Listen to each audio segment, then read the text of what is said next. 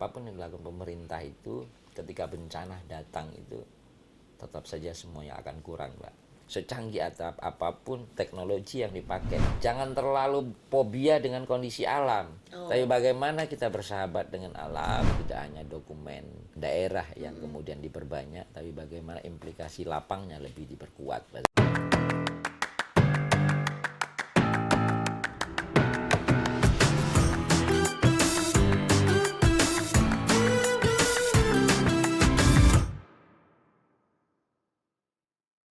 Timur pagi membawa angin kirim, di tepi pantai terlihat nelayan berlabuh gagah.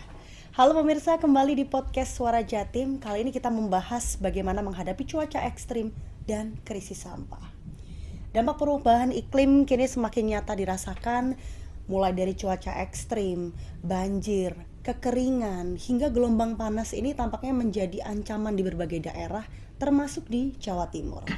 Selain itu, persoalan lama yang setiap tahun kita rasakan bersama adalah bagaimana menangani krisis sampah.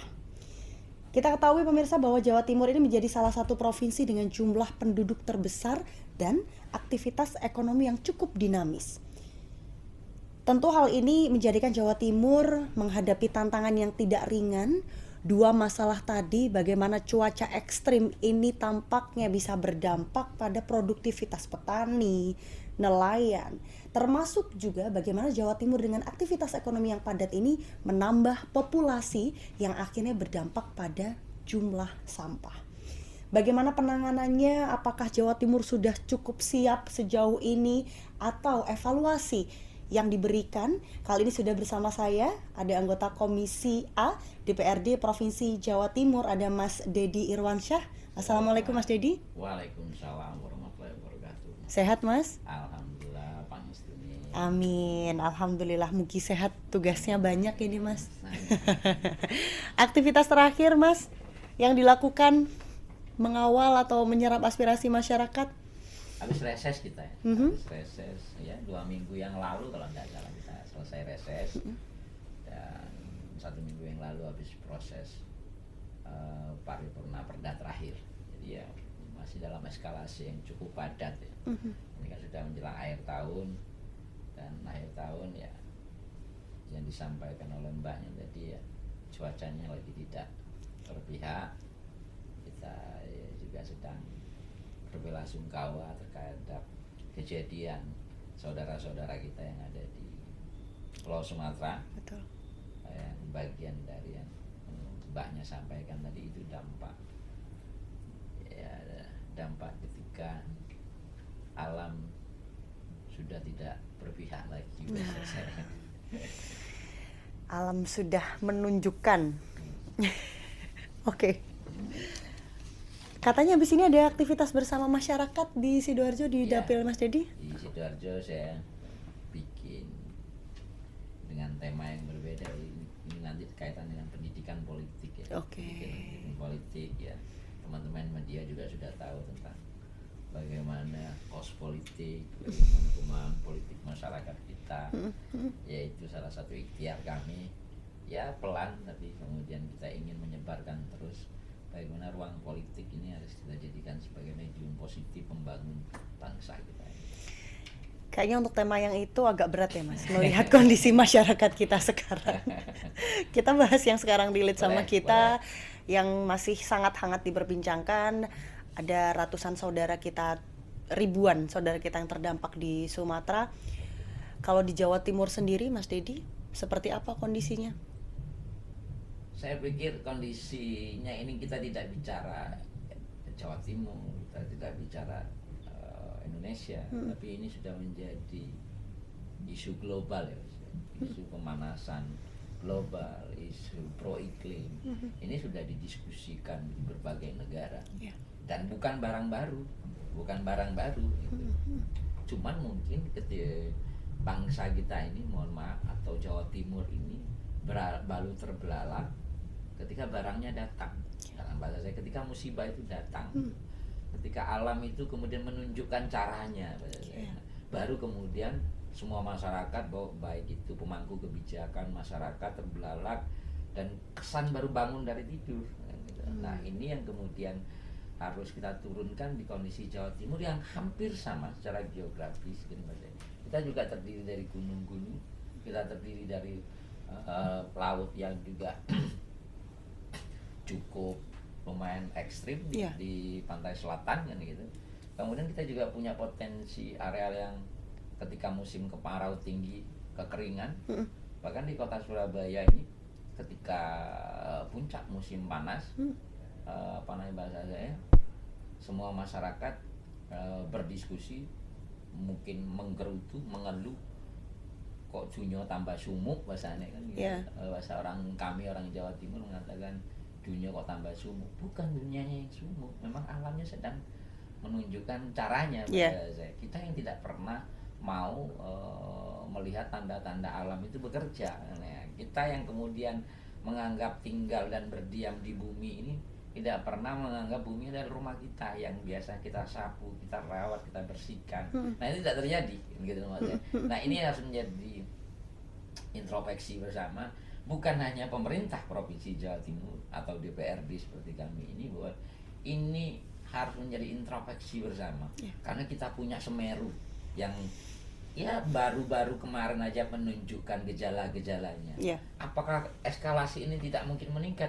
Ya kita tidak pernah tahu, mungkin saja kan. Tetapi sebagai manusia kita harus segera memitigasi agar kemudian dampak yang berlebihan juga tidak muncul kan gitu. Mohon maaf Mbak, saya punya data riset sumber air kita di Jawa Timur ini rata-rata berada di Gunung Arjuna dan Penanggungan, itu semakin lama semakin hilang. Maka suatu saat nanti mungkin saja akan terjadi krisis air di bumi Majapahit ini karena beberapa sumber air sudah mulai tertutup dengan kondisi. Nah, ini menurut saya harus segera ada roadmap panjang. Saya ngomong pemerintah Provinsi Jawa Timur aja. Bagaimana kita mengelola alam yang begitu indah ini? Bagaimana kita mengelola lingkungan ini dengan baik agar kita bisa menikmati alam dengan baik juga. Kalau tidak, saya yakin betul pada saya kita akan membayar mahal di kemudian hari. Ini baik penting. itu secara material maupun non material, kita akan membayar mahal. Pasti itu saya sampaikan pasti. Kita bedah satu-satu ya Mas Dedi ini. Kayak ini udah rangkuman. Mulai dari kesiapan Provinsi Jawa Timur. Tadi disebutkan Mas Dedi bahwa memang Jawa Timur punya semua potensi alam, laut, hutan, ketika sungai, ketika tidak dijaga maka alam akan menunjukkan keberadaannya, begitu ya. Sudah siapkah masyarakat kita untuk preventif begitu? Saya dulu sebelumnya saya kasih pengantar. Saya dulu ketika akrab dengan dunia lingkungan itu kan selalu diajarkan dengan orang tua saya. Kan kebetulan saya ini pencinta gunung Mbak, jadi hobi trekking, cinta alam ya, trekking dan segala macam itu. Nah, itu kan alam itu selalu menunjukkan. Kadang kita ini Mbak, bahasa saya, pola perilaku cuaca itu walaupun sekarang cuaca ekstrim, tapi insya Allah masih bisa kita prediksi kok. Kalau musim hujan, insya Allah dampaknya ini biasanya satu nih, banjir, longsor dan segala macam. Nah ini kan itu. Nah, banjir, longsor ini gara-gara apa nih? Naiknya ke atas hulunya lagi nanti kan gitu. Kalau musim kemarau biasanya kita nih apa? Kekeringan, kemudian segala macam, gagal panen dan segala macam. Itu yang kemudian dampak berikutnya. Nah, pemerintah Provinsi Jawa Timur senyampang proses yang kami lalui, insya Allah sudah cukup ya, komprehensif melakukan mitigasi BPD. Bahkan kami sekarang sedang menyusun perda penanganan bencana ya. Memang baru rancangan perda gitu. Secara detailnya itu sekarang sedang disusun. Tetapi BPBD sebagai leading sektor kaitannya dengan bencana ini terus melakukan mitigasi baik bencana perkotaan maupun bencana yang bereskalasi cukup luas seperti Gunung Semeru. Nah, early warning yang dikeluarkan BPBD berdasarkan base dari dashboard bencana. Kata BPBD itu yang bisa kita lihat bersama biasanya. Nah, itu terus memberikan rekomendasi, ini areal ini potensi seperti ini. Bersama dengan BMKG kita secara berkala melakukan rapat koordinasi gitu. Nah, kami DPRD Provinsi Jawa Timur mendorong agar gerakan preventif dan early warning itu lebih mendahului agar kemudian dampak kemanusiaannya tidak berlebihan. Ya. Nah, tapi sebelum ini Mbak, saya ingin menyampaikan bahwa bencana itu kan siapa yang bisa memprediksi ya? Itu dia. Nggak ada yang bisa memprediksi. Nah, cuman bagaimana kemudian bahasa saya tanda-tanda alam itu seharusnya bisa kita baca dan kita lakukan tindakan-tindakan preventif oleh masyarakat. Karena kalau bencana itu sudah hadir, mau sehebat apapun politisi pemimpinnya, ya kita lihat ada statement dari salah satu bupati yang mohon maaf saya kutip walaupun sedang berbela-sungkawa, sampai mengatakan kami sudah tidak mampu. Nah kan begitu. Ketika alam menunjukkan caranya, kita ini sudah kehilangan akal, kadang sudah tak berdaya. Nah ini yang mumpung Jawa Timur yang sebenarnya potensi berbahaya juga banyak. Ini mari kita melakukan proses-proses pencegahan, eskalasi lebih besar. Apa yang harus kita lakukan? Bagaimana edukasi masyarakat agar masyarakat pro iklim, bagaimana programnya yang harus kita lakukan, sehingga nanti kalau saya sering bercanda dengan teman-teman yang pelaksana lapangan bencana itu Tagana dan kawan-kawan, ya kita ini memang harus berdamai dengan bencana agar kita ini tidak shock ketika bencana datang. Kalau di Sidoarjo saya ngomong kita harus berdamai dengan banjir agar kemudian ketika banjir kita tidak heroik dan kesannya kita seperti apa. Karena kalau heroik itu mengganggu akal sehat nanti. Gitu. Nah itu dia, nggak bisa berpikir jernih takutnya. Gitu. Jadi itu jadi secara komprehensif, insya Allah sini sudah lumayan bagus. Tapi apapun yang dilakukan pemerintah itu ketika bencana datang itu tetap saja semuanya akan kurang, Mbak. Secanggih apapun teknologi yang dipakai untuk mendeteksi misalnya kayak erupsi Semeru, wah ini mau erupsi, tapi kadang alam bicara dengan caranya sendiri. Ini yang susah kita mitigasi di awal. Tapi paling tidak kalau radiusnya ini sudah ada, edukasinya ke masyarakat sudah ada, eskalasinya dampaknya tidak berlebihan gitu. Dampak yang ditimbulkan bisa dikurangi. Iya. Tapi sebenarnya kalau di Jawa Timur sudah dipetakan belum Mas Dedi? Mana daerah-daerah yang beresiko untuk bencana-bencana hidrometeorologi? Sudah ada. Misalnya nih Mbak, di daerah pegunungan, misalnya kalau Mbak tahu di areal Ponorogo ke arah Pacitan, Trenggalek, maka itu mitigasinya biasanya longsor pada musim hujan. Kemudian aliran di area-area perkotaan dan dekat dengan aliran Sungai Das, maka ini potensinya banjir. Meluap, ya. Di area pegunungan yang Asuruan dan segala macam sama, karena daerah hijaunya sudah banyak berkurang, hutannya berkurang, sehingga daerah serapannya berkurang, potensinya longsor dan banjir. Di Madura ketika musim panas dan sebagian Pantura itu potensi kekeringan ketika musim panas. Peta itu sudah ada gitu. Tapi kan bahasa saya tadi itu secara teknologi, secara kebijakan pemerintah Provinsi Jawa Timur cukup aware terhadap penanganan bencana, tetapi saya lebih suka mengedepankan bagaimana masyarakat itu juga aware terhadap kondisi lingkungan kita hari ini gitu. Saya lebih suka itu karena saya selalu menyampaikan kemana-mana ketika bencana itu datang, maka berapapun uang yang digelontorkan pemerintah untuk melakukan rehab pasca bencana itu tidak akan cukup mengembalikan apa yang sudah hilang, gitu loh. Jadi ruginya besar sekali menurut saya itu. Itu poin pentingnya. Masyarakat menurut Mas Dedi sudah seberapa aware mereka terhadap lingkungan mereka sendiri? Saya tidak berani menjustifikasi ya Mbak ya, nanti saya di demo nanti. Tetapi saya melihatnya dari rumah saya saja lah. Rumah saya Sidoarjo gitu ya. Perkotaan gitu. Yang kemudian hari ini masyarakatnya semakin individualistik kaitan dengan lingkungan hanya bisa menggerutu.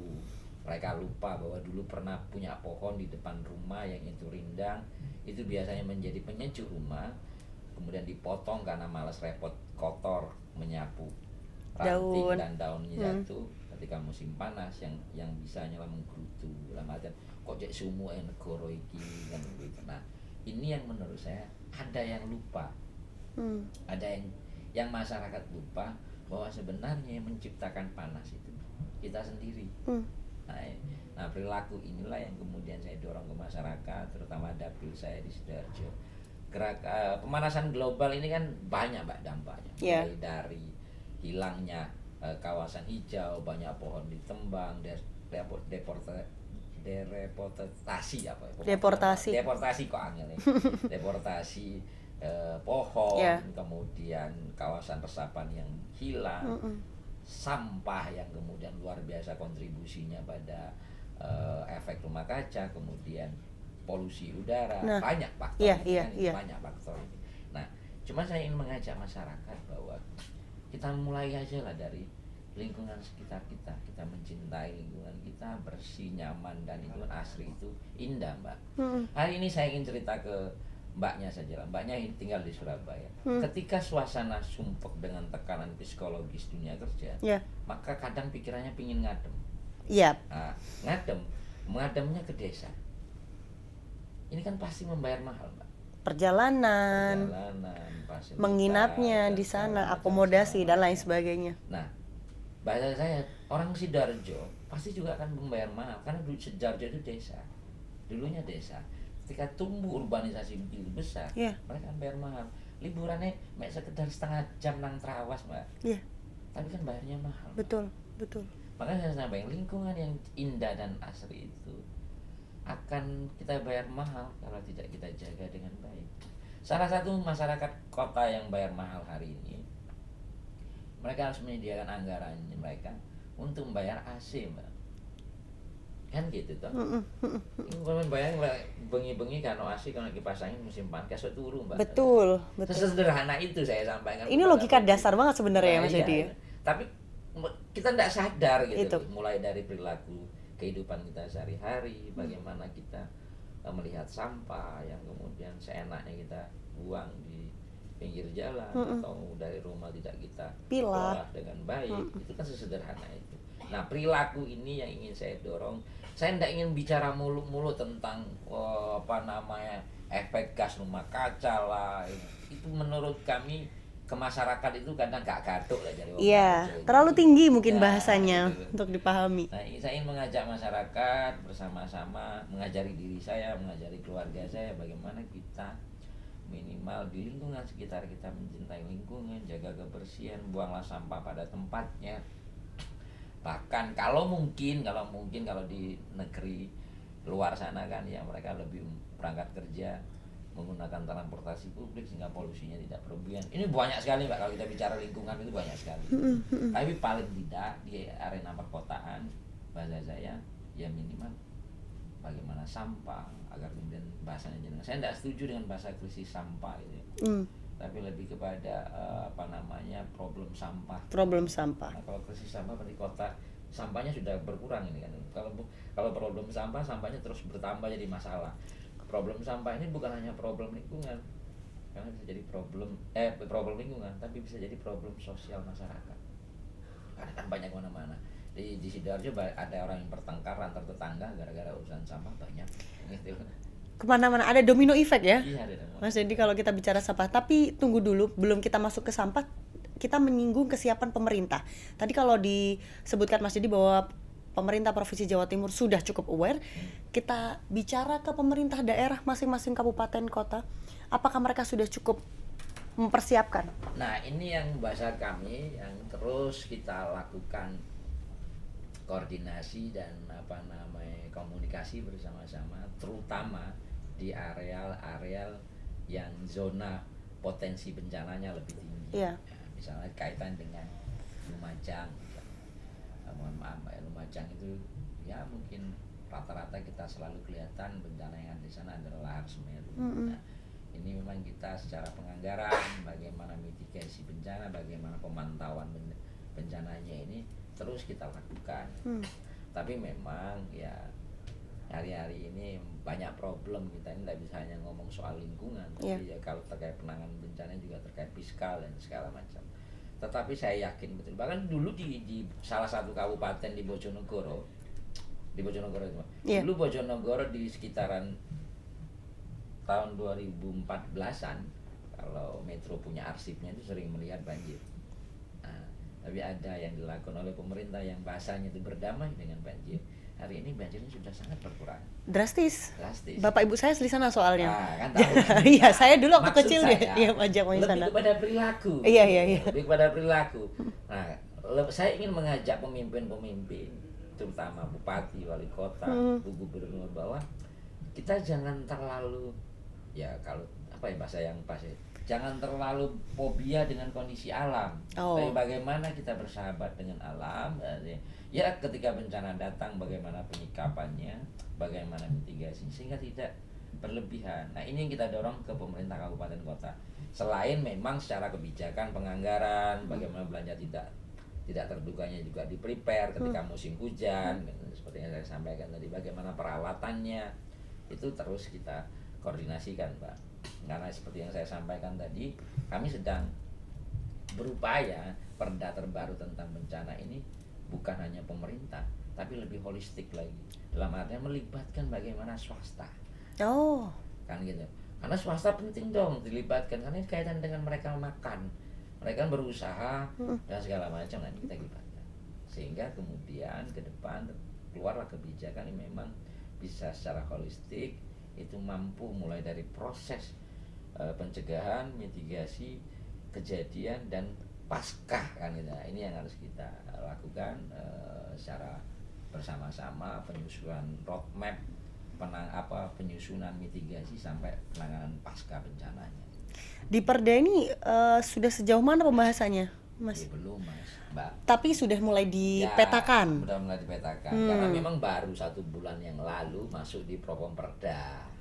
Oke. 1 bulan yang lalu, memang agak banyak ini PR-nya di DPRD Jatim. Nah, ini memang akhirnya berlomba-lomba karena memang waktu ya. Iya. Tapi ya kebetulan saya di Komisi A membidangi hukum pemerintahan.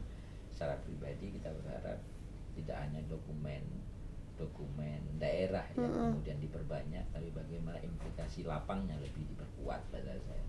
Sehingga kita ini tidak banyak peraturan yang hanya numpuk di berkas JDIH saja, tapi memang produk yang kita keluarkan itu memang berdampak langsung ke masyarakat. Kita tunggu, Mas Dedi, perdanya ini, karena merasa semakin kesini tampaknya semakin dibutuhkan. Betul. Perda ini untuk mengatur semua, termasuk membangun kesadaran masyarakat. Kalau kita bicara masyarakat ini berkaitan dengan sampah, problem sampah di Jawa Timur, Mas Dedi, seberapa parah masalah sampah ini? Ya mungkin bagi masyarakat di kawasan pedesaan, problem sampah ini bukanlah problem utama. Karena bahasa saya wong desa nih Mbak, latare si ombo, mburi omahe cek ombo, jadi larane iku iso diobong ketika sore hari. Iya. Tetapi di beberapa kawasan urban, kawasan perkotaan, terutama Gerbang Kertasusila, betul, ini sudah menjadi problem akut. Nah, kita punya perda tentang penanganan sampah secara regional tahun 2022. Tetapi itu kan hanya bentuknya koordinasi dan pencegahan saja. Tidak ada roadmap panjang bagaimana manajemen pengelolaan sampah yang ada di provinsi ini. Nah, alhamdulillah saya baru juga mendengar kebijakan Pak Presiden terkait dan antara membangun beberapa industri pengolahan sampah di beberapa kota yang ada di Indonesia ya. Tapi saya tidak tahu apakah Jawa Timur dapat atau tidak proyek itu yang nilainya triliunan itu. Harapannya itu bisa menjadi salah satu epicentrum pengelolaan sampah yang ada di perkotaan dan beberapa kawasan padat lainnya. Tapi sama sebenarnya bahasa saya seperti yang saya sampaikan di awal, Mbak. Sebenarnya ini kan sampah ini paling banyak itu produsennya itu ya, kalau kita mitigasi dari awal ya. Produsen sampah itu paling banyak kan dari sampah rumah tangga. Betul. Ya ibu-ibu, emak-emak ini betul. Sangat dekat dengan sampah lah, ketika masak, Ya. belanja segala macam. Itu sampahnya dari pawon, dari dapur. Rata-rata di Surabaya, Gresik, Sidoarjo, Mojokerto, Pasuruan, overall data yang saya dapat, produksi sampah setiap hari satu rumah tangga itu 0,5 kilo.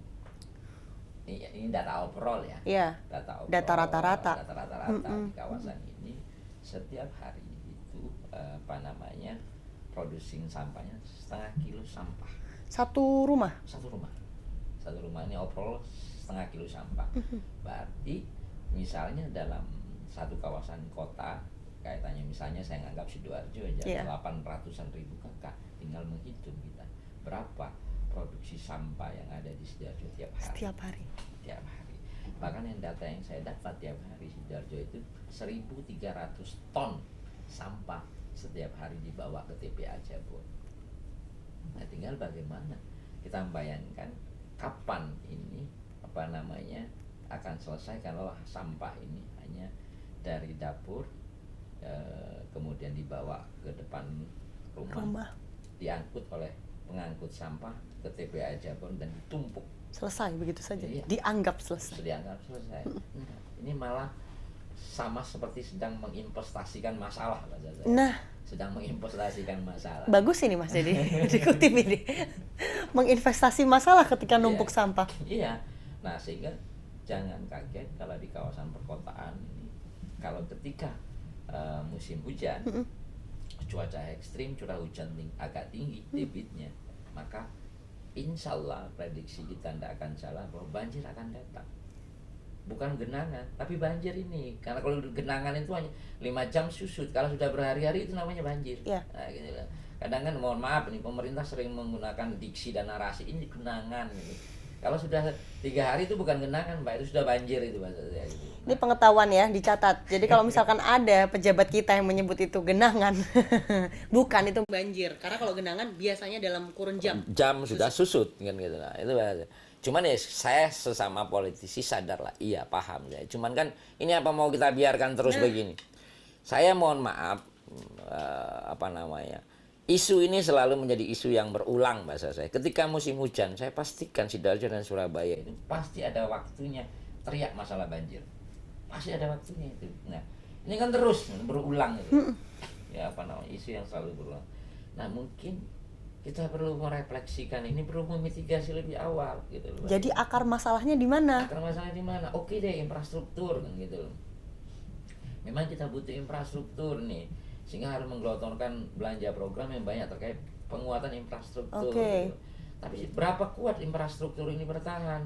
Kalau manusianya yang mendiami lokasi itu edukasinya tidak semakin kuat, gitu Mas. Nah, ini yang kemudian investasi negara, investasi pemerintah itu akhirnya muspro ketika masyarakatnya memang tidak aware. Tidak gayung bersambut ya Mas Dedi kalau gitu. dikatakan ya. Ini misalnya gini, mohon maaf Mbak, saya cerita Sidoarjo. Iya. Masyarakat selalu teriak kemana-mana banjir gini. Iya, paham kita. Sebagai pemerintah saya sadar. Saya juga melihat itu. Bahkan juga turun di lapangan. Tetapi apa kita hanya berhenti di mengutuk dan berteriak-teriak? Kan gitu Mbak. Iya. Mari sisa waktu perjalanan hidup kita ini kita investasikan untuk solusi pada saya, gitu loh. Kalau tadi sampah itu menjadi investasi masalah, mari kita jadikan sisa waktu kita ini menjadi solusi. Kita teriak banjir, jangan hanya ketika musim hujan, gitu loh maksud saya. Jadi ketika musim kemarau, mitigasi kita di mana? Ya. Kan gitu loh. Yeah. Oke, kita bicara sampah Mbak, maka harus ada pemilahan sampah dari dapur. Ibu-ibu kita berdayakan. Bagaimana kita edukasi agar sampah yang dari dapur itu sudah dipilah dari rumah. Oh, ini bisa jadi komposter. Oh, ini sampah plastik tak bisa kita olah lagi. Dan yang dibuang ke tong sampah itu sesuatu yang benar-benar sampah. Kenapa? Karena bahasa masyarakat sampah, tapi ternyata ada bahasa lain bahwa ini masih bisa didaya gunakan dan bernilai ekonomi lain. Misalnya kayak kain perca dan segala macamnya itu. Nah kan tidak semua langsung bisa kita kategorikan sampah Mbak, sehingga yang masuk ke tong sampah yang diangkut oleh pengangkut sampah itu tinggal residunya saja. Nah ini sampah basah, sampah kering. Nah kesadaran ini menurut saya harus hadir. Sehingga saya secara pribadi mengajak seluruh masyarakat Surabaya, Sidoarjo, seluruh Jawa Timur, mari menjadi penyuluh sampah minimal di lingkungan terkecil kita, di rumah kita. Anak-anak kita didik. Ya, kalau saya mengajak istri agar menjadi penyuluh di lingkungan masing-masing. Di sektor pendidikan juga begitu. Saya mendorong seluruh guru untuk menjadi penyuluh lingkungan di minimal di lingkungan sekolah. Ini sebenarnya masalah simpel tapi habit, Mas. Habit. Sudah mengakar ini, Mas. Bisa jadi, karena itu tadi Mbak. Kita ini kan karena menganggap remeh jadinya sudah saya tinggal bayar iuran. Kalau di tempat yang bayar iuran, sampahnya saya letakkan depan rumah, nanti ada yang ngangkut, sudah selesai problemnya. Karena sampahnya selesai problemnya di rumahnya beliau. Itu. Gitu loh. Tetapi tidak selesai secara alam. Sampah numpuk ini bisa jadi menambah gas rumah kaca. Ketika sampah itu tidak dibuang pada tempatnya, bisa menyumbat saluran air dan dampaknya terjadi banjir. Nah, gitu. Kemarin yang katanya di depan yang warga Sidoarjo, di depan Lipo itu banjir. Iya, memang ada sumbatan air yang seharusnya bisa lari, ternyata berhenti Karena sampah. Nah, gitu. Saya ditunjukin oleh salah satu kepala OPD, ini loh Pak, tumpukan sampah di sungainya berlebihan. Nah, Dan itu berulang-ulang, maksud saya ini hampir sudah, seingat saya sudah jadi terlibat dalam kegiatan sosial lingkungan hampir 5 tahun. Tiap tahun itu jawaban masalahnya sampah. Nah, ini menurut saya kan bodoh saya sebagai pemangku kebijakan, sebagai pejabat publik. Ternyata sampah ini problem yang selalu berulang. Gitu. Nah, makanya saya tidak terlalu terlibat dalam proyek infrastruktur. Saya ingin ngajak masyarakat aja deh, gitu loh. Saya turun ke masyarakat, saya ngomong soal sampah. Ya, dianggap tidak penting, tidak masalah. Yang penting saya cerita tentang problemnya. Karena kalau tidak, kita akan membayar mahal ini nanti. ini kalau kita breakdown, kita merasakan semua yang tinggal di Surabaya dan sekitarnya, masalah sampah ini kok lagi ya? Gitu. Ya. Siapa yang harus, bukan siapa, bagaimana? Karena kalau masyarakatnya ini kayaknya sudah sangat mengakar budayanya, belum sadar terkait sampah. Pemerintahnya apakah sudah cukup berjalan, Mas Dedi, untuk gerak juga nih menyadarkan masyarakat. Jadi setidaknya bisa berjalan bersamaan. Nah, ini siapa nih yang masih kurang berperan kuat? Saya tidak ingin menyalahkan siapapun. Regulasi kita punya. Oke. Kita punya perda tentang sampah. Surabaya juga sudah melakukan pola manajemen pengelolaan sampah maksimal lah, dengan ratusan miliar yang mereka keluarkan. Sama Sidoarjo. Tapi saya ingin mengajak masyarakat, semua pejabat publik, pemangku kebijakan, kelompok masyarakat, kaum muda, ke tokoh agama, gitu. Ayo bersama-sama di judul besar yang kita diskusi tadi, bagaimana kita bergerak bersama-sama mencintai lingkungan kita. Salah satu subnya adalah sampah. Sampah ini sederhana, tapi menjadi perilaku keseharian kita kalau kita terus membiarkan. Bahkan di Sidoarjo itu Mbak, di beberapa sudut ya karena ada provokasi ya. Ya saya memang provokator kalau di Sidoarjo itu. Memang sengaja Mbak menulis, meminta beberapa pemerintahan desa untuk bikin spanduk kecil di beberapa sudut yang biasa dijadikan tempat sampah drive-thru. Kan di Sidoarjo itu ada slogan sampah drive-thru Mbak. Gimana itu Mas? Berangkat kerja di sepeda motornya ada satu kantong kresek gitu, dan itu sambil jalan dia lempar satu kantong kresek tuing ke sungai, ke tempat-tempat tertentu gitu. Itu sampah drive-thru Mbak. Bahkan Mbak, saya pernah meminta salah satu rekan lah jejaring kami untuk memoto, bahkan mempostingnya di media sosial agar terjadi hukuman sosial. Ada efek jera harapannya. Ya, harapannya, dan itu viral di Sidoarjo. Tapi kan sekali lagi Mbak, ini kalau tidak terus digiling bahasa saya, kita ini kan kadang mudah lalai Mbak. Iya. Maaf. Leno. Saya ini kadang menjuluki komunitas lingkungan kita ini, masyarakat kita ini kan masyarakat sinetron gitu ya. kadang itu menangis di kala waktunya, tapi tertawa di waktu yang tidak cocok kan gitu. Nah, ini sama seperti bencana, kita selalu teriak-teriak ketika semuanya sudah hadir kan gitu. Kan kita kemudian lalai ketika dunia ini sedang berpihak pada kita. Ya, ini yang ingin saya dorong masyarakat. Bahkan saya membuat komunitas pemuda yang memang hari-harinya memang bergerak di lingkungan, bahasanya ada yang susur sungai, ada yang bersih sungai. Ini memang gerakan komunitas yang saya bangun secara pribadi, bukan karena saya anggota DPR, tapi memang saya mengajak aware terhadap isu-isu ini. Kalau enggak, ya kita nanti akan kangen dengan suasana yang pernah kita nikmati, dan mahal itu Mbak. Sekali lagi saya ingin mengajak seluruh pemangku kebijakan lah, maksudnya kita oke lah, program, project, anggaran digelontorkan, itu memang harus dilakukan oleh pemerintah. Tanggung jawab pemerintah lah. Karena itu bentuk hadirnya negara ke masyarakat. Betul. Tapi ada sesuatu yang menurut saya yang kemarin cukup disentil oleh Pak Prabowo, Pak Presiden, pendidikan pro iklim. Pak Prabowo kemarin ngomong itu juga. Walaupun dalam hati, mohon maaf Pak Prabowo, saya juga agak kecewa kan, kok baru hadir hari ini gitu. Ketika masalah sudah hadir itu tadi. Gitu. Nah, pendidikan pro iklim ini harus masuk seluruh gang, bukan hanya kemudian jargon narasi politik, tetapi juga harus menjadi gerakan perilaku kehidupan kita Pak, sehari-hari. Karena menurut saya ini sederhana, tapi akan jadi problem besar karena kita sedang menginvestasikan masalah. Tadi. Tuh. Sorry Mas, tadi cerita yang provokator masih belum dilanjutkan. Di setiap sudut-sudut ada spanduk kecil untuk mereka membuang. Dilarang membuang sampah. Kalau buang sampah dikeroyok gitu. Dilarang maksudnya. Bahasa mereka lah ya. Bahasa mereka lah gitu. Tapi tujuannya satu, biar kita nggak menginvestasi masalah. Iya, betul Mbak. Saya cerita desa saya saja Mbak ya. Boleh. Karena kemudian saya tidak mencela desa orang lain. Iya. Kalau jenengan ke Wagi itu, kalau jembatan flyover itu, di sini ada tanah kosong. Ini biasanya tempat buang sampah drive-thru. Jadi mereka langsung lempar. Saya cerita apa adanya, fakta lapangan. Iya. Nah, ini perilaku ini, ayo dong, gitu. Karena yang Anda rugikan bukan hanya orang lain, Anda juga akan rugi. Nggak sadar kayaknya. Nah, itu loh maksud saya itu. Makanya saya mengajak betul di mana-mana. Saya jujur Mbak, mungkin bisa dilihat, dicek di IG saya. Bukan karena hari ini musim hujan ya Pak, saya cerita soal sampah ini. Ya semenjak hampir pertengahan tahun lalu saya sudah teriak-teriak gitu soal di kisaran bulan 4-5 itu saya sudah teriak-teriak soal banjir, sampah.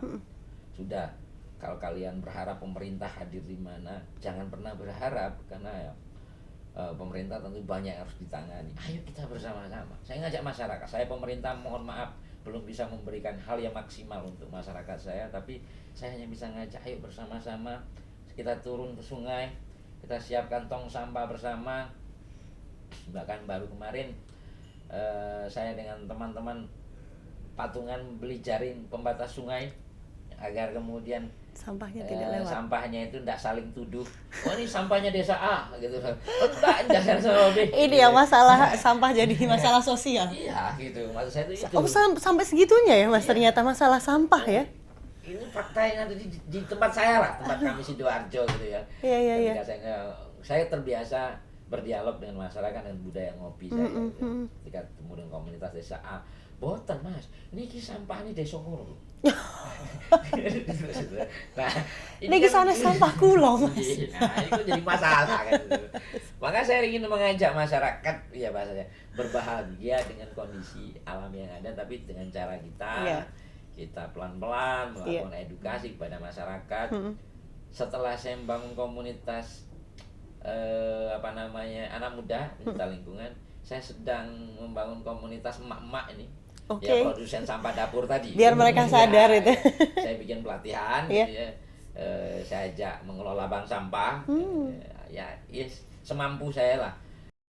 Harapan saya gerakan masyarakat yang pelan ini kita sedang menginvestasikan solusi pada saya ini solusi, bukan sedang menginvestasikan masalah. Itu saja harapan saya secara pribadi.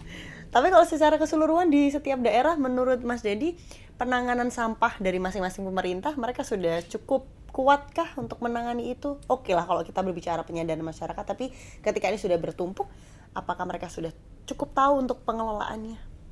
Surabaya cukup profesional ya, menurut saya. Cukup profesional ya, walaupun ya di sisi profesional mereka punya beban fiskal lah. Besar sekali Besar anggarannya sekali Kota anggaran Surabaya, yang kita tahu itu. disiapkan oleh Kota Surabaya. Yang kalau mungkin Mbak ya, yang ngapunten Pak Wali, kalau uang ini untuk beasiswa sekolah jangan tambah top gitu Yes. Mas ya. Tapi kan ini ya itu langkah yang mereka sudah ambil gitu, Betul. bahasa itu. Sidoarjo alhamdulillah masyarakatnya aware, mereka patungan gitu, bahasa saya patungan membayar iuran gitu. Iya. Oke gitulah. Ini bentuk partisipasi publik Betul. gitu. Tetapi ketika Anda hanya bertumpu ini saja Mm-mm. akan jadi problem gitu, akan jadi problem. DLHK Kabupaten Sidoarjo itu, mohon maaf Mbak bahasanya, wis moh-moh dalam artian wis ampun-ampun melihat volume sampah yang ada di Sidoarjo. TPA Jabon itu setiap hari itu sampai menolak, bahkan para pengangkut sampah ini sampai bertengkar karena tidak bisa buang sampah ke TPA Jabon. Saking penuhnya itu. Saking penuhnya. Maka kemudian apa yang dilakukan oleh Pak Kadis ini, bagaimana kemudian sampah ini dikelola di TPS di kawasan bahasanya, TPS 3R bahasanya. Nah, terus lakukan edukasi, bantuan pembangunan TPST sambil running, sambil jalan, agar kemudian TPST bisa jadi tempat transit sampah awal gitu ya, tidak langsung ke sana. Ini insya Allah saya memahami effort pemerintah sudah, menurut saya dengan kondisi fiskalnya masing-masing ini sudah bergerak kemana-mana. Nah, saya sebagai anggota DPRD lewat proses aspirasi yang saya lakukan juga begitu, turun bawa bantuan alat transportasi untuk pengangkutan sampah agar mereka mengelola sampah dengan baik. Saya bantu conveyor pembakaran, walaupun pembakaran ini sebenarnya dalam undang-undang tidak boleh loh, tapi mau gimana lagi ini loh. Kita dorong conveyor. Secara itu ya itu ikhtiar kecil kami. Tetapi ada hal yang menurut saya tadi, edukasi ke masyarakat. Saya ingin ajak masyarakat deh, karena ini ternyata kalau gelombang ini kita ciptakan, ini akan lebih baik dan penanganannya akan lebih cepat. Akan lebih cepat Mbak. Kalau kemudian kita bayangkan aja kalau setengah kilo itu, misal saya coba setengah kilo, itu ternyata residu yang tersisa itu tinggal anggaplah 200 gram, berapa volume yang terhitung yang berkurang, kan begitu Mbak. Nah ini yang ingin saya dorong ini aja dulu lah, sambil ya tentu saja pemerintah menyiapkan penanganan sampah yang lebih komprehensif dengan kondisi ya mohon maaf fiskal hari ini ya kita harus paham kondisi ekonomi lagi kurang baik, tentu ya ada skala prioritas yang harus kita lakukan dalam belanja program pemerintah. Tapi optimisme seperti apa dari Mas Dedi ketika semua itu bisa dijalankan, semua bisa bersinergi untuk Jawa Timur bisa pro iklim dan aware terhadap penanganan sampah? Saya yakin nggak Mbak, karena semakin lama masyarakat sadar, oh ini bahaya. Jadi gini, saya ini secara psikologis memahami, ini masyarakat ini kalau belum ditak gitu, mereka nggak mau berubah. Nah ketika sudah tek, oh iya ini bahaya. Nah ini yang saya dorong. Maka saya kemana-mana selalu menyampaikan, mahal suatu saat nanti kalau kita tidak merubah perilaku kita akan membayar mahal itu. Nah ini saya dorong kemana-mana, saya ngajak beberapa teman-teman, bahkan terakhir saya ngajak kepala DLHK provinsi. Saya minta tolong dong DLHK bikin ya, kalau dulu Pak, ini cerita lama, tapi ini penting menurut saya. Dulu di tiap sudut-sudut keramaian kota itu ada himbauan jangan buang sampah sembarangan. Sekarang itu sudah minim loh Mbak. Betul. Nah itu saya menyadari itu, saya mau tanya itu. Nggak adakah langkah itu gitu? Nah ini yang saya sampaikan ke kepala dinas LHK itu. Nah itu di tempat wisata kita tempelin deh nih gitu loh. Agar kemudian minimal otak ini tercuci deh gitu loh. Nah gitu. Agar oh iya saya sering baca minimal. Sering baca. Nah di sekolah juga begitu. Insya Allah tidak terlalu mahal kok kalau bikin banner kecil gitu aja. Insya Allah tidak mahal kok gitu. Nah itu ajakan edukasi bahasa saya. Nah ini yang sedang saya dorong ke DLHK Provinsi Jawa Timur, dan saya juga pasti akan bergerak ke dinas pendidikan, karena ini menjadi, kalau anak-anak mudanya sudah aware terhadap lingkungan, mereka bisa jadi penggerak baru. Ini menurut saya begitu Pak. Bisa jadi tenaga baru. Mas Dedi boleh disampaikan pesannya untuk masyarakat, pemerintah, dan juga langkah yang akan dilakukan oleh DPRD. Pertama saya ingin mengajak pemerintah Provinsi Jawa Timur bahwa kita jangan hadir ketika bencana itu datang.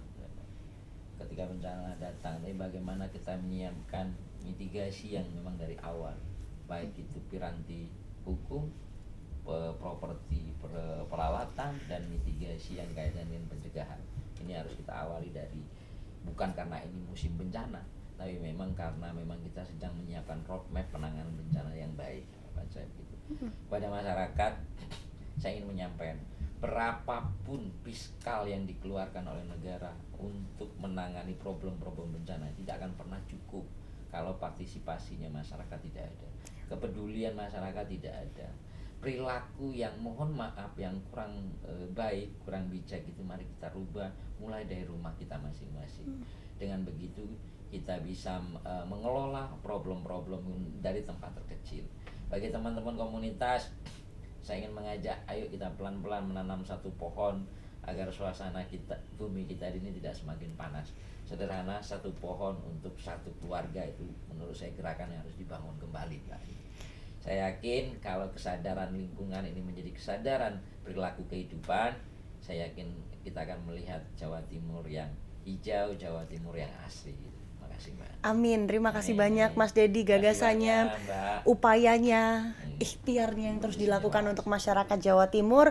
Semoga ini bisa berdampak dan bisa menyadarkan bahwa menjaga alam ini tanggung jawab kita bersama.